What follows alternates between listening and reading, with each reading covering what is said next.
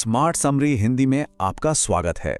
आज हम एक ऐसे आइडिया को समझने वाले हैं जो सुनने में तो बहुत सीधा साधा लगता है, लेकिन यकीन मानिए इसमें हमारी जिंदगी की रोज की भागदौड़ और बेचैनी को कम करने की जबरदस्त ताकत है। ये है लेट देम थ्योरी, यानी उन्हें करने दो, जो मन की शांति पाने का एक बिल्कुल नया रास्ता दिखा सकती है। जरा सोचकर देखिए, एक आइडिया और एक हफ्ते से भी कम समय में उसे 1,40,00,000 से ज्यादा बार देखा जाता है। जब कोई बात इतनी तेजी से फैलती है ना, तो इसका सीधा सा मतलब है कि वो हम सबकी किसी न किसी दुखती रग को छू रही है। तो आखिर ऐसा क्या खास है इस थ्योरी में कि इतने सारे लोग इससे जुड़ गए? चलिए इस थ्योरी की गहराई में उतरते हैं। सबसे पहले हम जानेंगे कि ये वायरल लेट देम थ्योरी आखिर है क्या। फिर हम ये समझेंगे कि हमें हर चीज को कंट्रोल करने की इतनी बेचैनी क्यों होती है। इसके बाद इसे अपनी जिंदगी में इस्तेमाल करने के 3 जबरदस्त तरीके देखेंगे। और हाँ, ये भी समझेंगे कि इसे कब बिल्कुल इस्तेमाल नहीं करना है। और आखिर में हम उस रास्ते की बात करेंगे जो हमें सच्ची शांति की ओर ले जाता है। तो चलिए शुरू करते हैं। सबसे पहले ये समझते हैं कि इस थियरी का असली मतलब क्या है। और पता है इसकी शुरुआत कहाँ से हुई? एक बहुत ही आम सी रात की कहानी से। एक ऐसी कहानी जिसने एक ऐसे आइडिया को जन्म दिया जिसमें सचमुच सब कुछ बदलने की ताकत है। तो ये लेट देम थियरी आखिर है क्या? देखिए, आसान भाषा में कहें तो ये एक प्रैक्टिकल टूल है। ये हमें सिखाता है कि कैसे दूसरे लोगों और हालात को कंट्रोल करने की आदत से खुद को दूर किया जाए। ये कहता है कि चीजों को वैसे ही अपना लो जैसी वे हैं और शांति पालो। ये एक तरह से उन लड़ाइयों से अपनी एनर्जी वापस खींचने का तरीका है जो असल में लड़ने लायक हैं ही नहीं। तो कहानी शुरू होती है एक प्रॉम नाइट से। सोचिए, बाहर मूसलाधार बारिश हो रही है और बच्चों का प्लान है एक नन्ही सी भीड़-भाड़ वाली टाको शॉप पर जाने का। अब ऐसी सिचुएशन में किसी भी पेरेंट के मन में जो बेचैनी होती है, सब कुछ ठीक करने की, कंट्रोल करने की जो इच्छा होती है, वही उस मेजबान के मन में भी हो रही थी। और ठीक उसी पल एक ऐसा लम्हा आया जिसने सब कुछ बदल दिया। मेजबान की बेटी ने बड़ी सादगी से कहा, मॉम, अगर वो वहां जाना चाहते हैं तो उन्हें जाने दो। ये उसका प्रॉम है, आपका नहीं। बस ये कुछ शब्द, इतने सीधे, इतने सरल, लेकिन इनमें एक बहुत गहरी सच्चाई छुपी थी कि अब कंट्रोल छोड़ने का वक्त आ गया है। तो सवाल ये उठता है कि हम ऐसा करते ही क्यों हैं? मतलब कंट्रोल करने की ये जो आदत है, ये इतनी आम क्यों है? और ये हमें अंदर से इतना थका क्यों देती है? चलिए इस कभी ना खत्म होने वाली लड़ाई की जड़ तक पहुंचने की कोशिश करते हैं। मनोवैज्ञानिक डॉक्टर एमी जॉनसन इसे समझाने के लिए नाव का एक बहुत अच्छा उदाहरण देती हैं। वो कहती हैं कि कंट्रोल करने की कोशिश करना ठीक वैसा ही है जैसे आप नदी की धारा के खिलाफ नाव चलाने की जिद कर रहे हों। लगातार मेहनत, रुकावट, चिड़चिड़ापन और आखिर में लगता है कि कंट्रोल तो हाथ से और भी फिसलता जा रहा है। वहीं दूसरी तरफ है जाने देना, यानी लेट देम को अपनाना। ये धारा के साथ बहने जैसा है। इसमें कोई जोर जबरदस्ती नहीं, बस एक सुकून है, शांति है। और सबसे मजेदार बात जानते हैं क्या है? असली कंट्रोल असल में यही मिलता है। हम कंट्रोल करने की कोशिश करते क्यों हैं? इसके पीछे कुछ गहरे मनोवैज्ञानिक कारण हैं। असल में ये हमारी चिंता, हमारी एंग्जाइटी का ही एक रूप है। सच तो यह है कि खुद की कमियों पर ध्यान देने से ज्यादा आसान होता है दूसरों पर फोकस करना। ये हमें उन कड़वी सच्चाइयों से भी बचाता है जिनका हम सामना नहीं करना चाहते।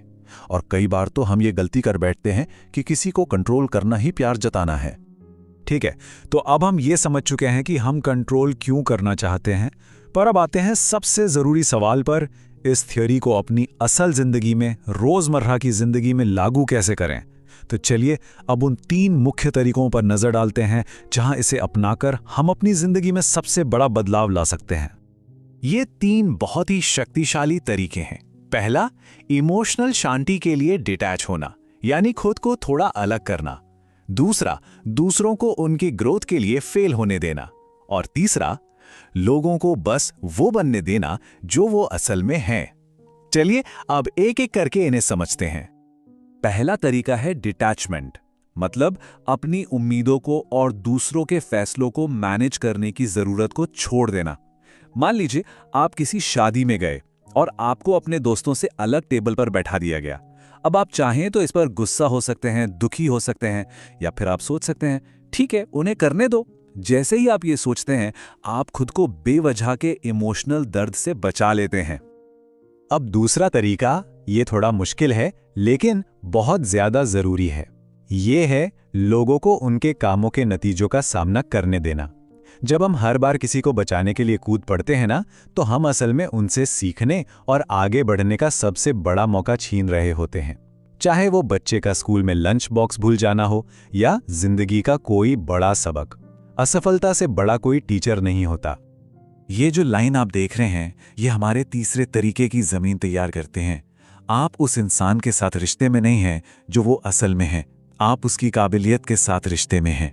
ये रिश्तों में बिछा एक बहुत ही आम जाल है जिसे लेट देम थ्योरी तोड़ने में हमारी मदद करती है। और ये है तीसरा तरीका, लोगों को वो बनने दें जो वो हैं। उन्हें अपनी उम्मीदों के चश्मे से मत देखिए, उन्हें वैसे देखिए जैसे वो सच में हैं। जब हम ऐसा करते हैं ना, तब हम एक सच्चा रिश्ता बना पाते हैं। तब हम ईमानदारी से ये देख पाते हैं कि हमारा रिश्ता हकीकत पर टिका है या सिर्फ हमारी कल्पनाओं पर।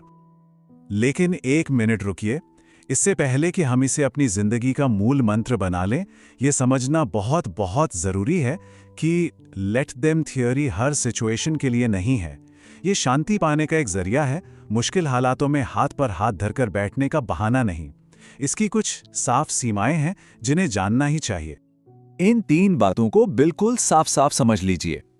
लेट देम का इस्तेमाल तब बिल्कुल ना करें जब कोई शारीरिक खतरे में हो, जैसे किसी को नशे में गाड़ी चलाने से रोकना।